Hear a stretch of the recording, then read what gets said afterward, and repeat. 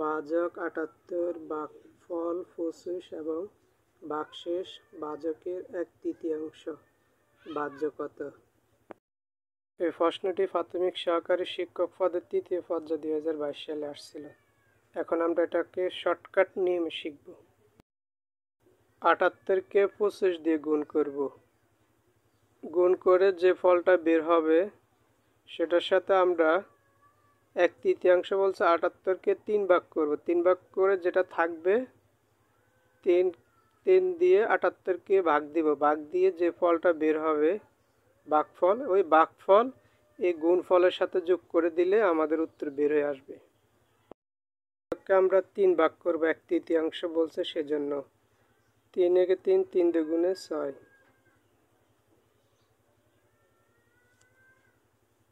যোগ করে দিব ৮, ৬ থেকে ৭ থেকে ৬ গেলে আর থাকে ১, ৩ ৬ ১৮।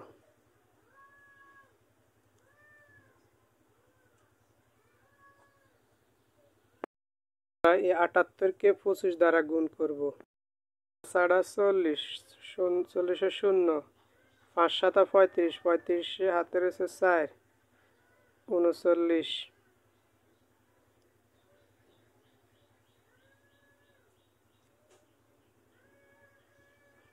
৮ দুগুণে ১৬, ১৬ ৬, হাতের আছে ১, ৭ দুগুণে ১৪, ১৪ আর হাতের ১ ১৫। আমরা যোগ করে দেব ০, ৬ ৯ ১৫, ১৫ ৫, হাতের আছে ১, ৩ আর ১ ৪, ৪ আর ৫ ৭, ৮, সরি ৫ ৯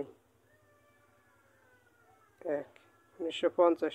এখন আমরা গুণফলের সাথে ১/৩ যে ফলটা পাইছি ২৬ সেটা যোগ করে দেব।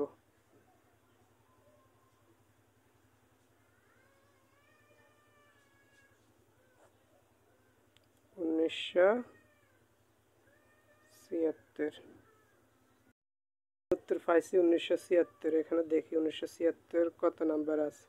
এই যে কতে আছে ১৯৭৬, তাহলে উত্তর হবে ১৯৭৬।